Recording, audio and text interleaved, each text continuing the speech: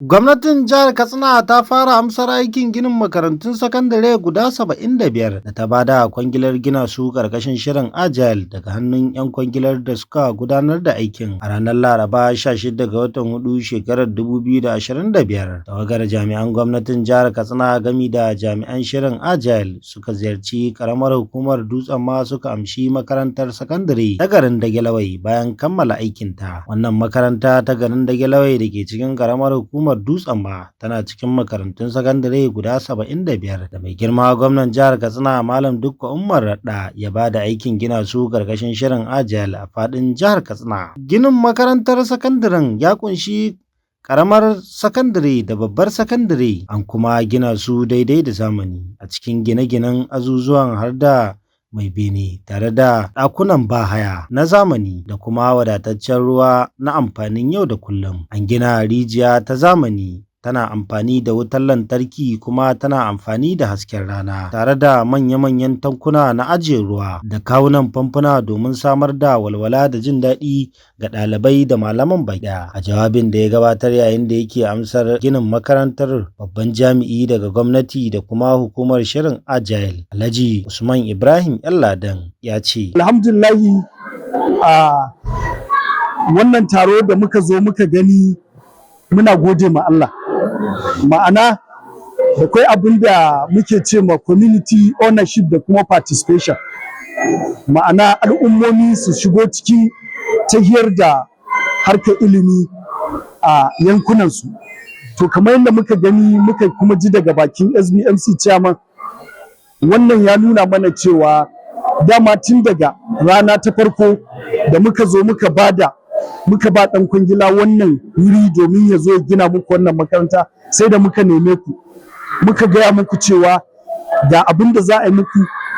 Consultant ya gaya muku cewa idan kuna da wani korafi ko kuna da wani matsala, in kuka yi mai magana zai yi ma ɗan kwangila magana.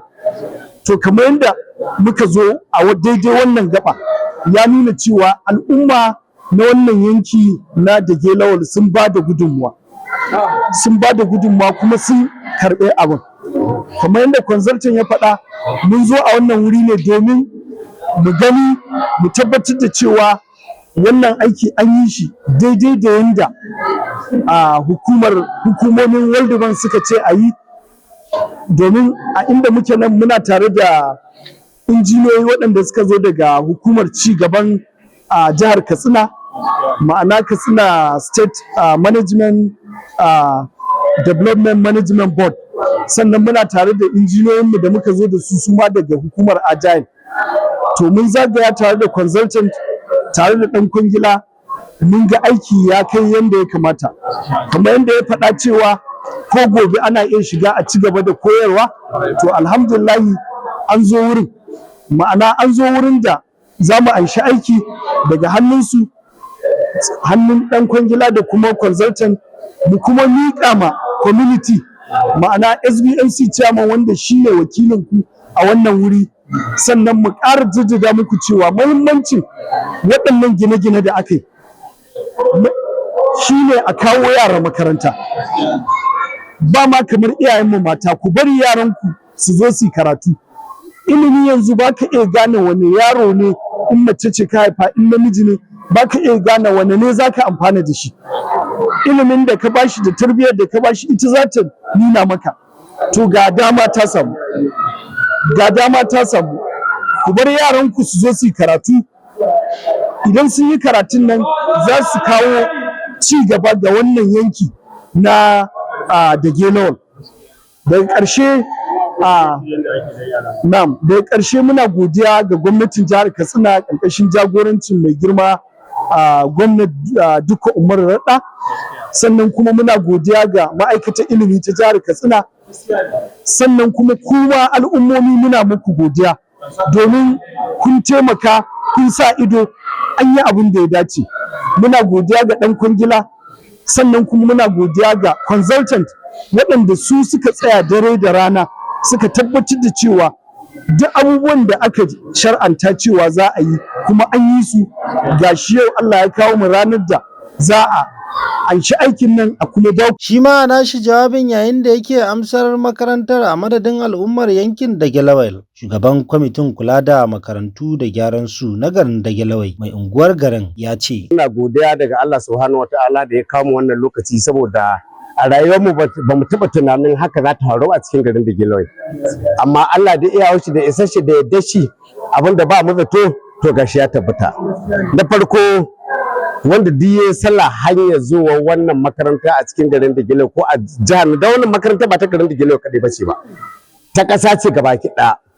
Sannan su 'yan kwangilan nan wanda suka zo suka yi wannan aiki tsakani da Allah da Annabi Allah ba su ikon su gama aikin su lahiya kare musu sharri. Sun yi mana aiki bakin gwargwadon iyawarsu wanda ba mu tsammanin za su yi kuma sun yi abun nan. Saboda kuma wannan hukuma ta ajiya da ta shigo da wannan makaranta Ubangiji Allah ya ƙara ƙarfafa mata imani ya ƙara ƙarfafa mata dukkan abun alkhairi daga gare mu daga wasu. Allah ba su ikon kuma su gama aikin su lahiya. Ubangiji Allah tabba mu abin da zamu bayani akan wannan to ba wai gina makaranta ba shi bane abin murna gare mu. Abin murna ne gare mu amma ba shi bane abin murna. Ko sa abin farin cikin me aka gina? Saboda me aka gina makaranta? Me ya kamata mu yi?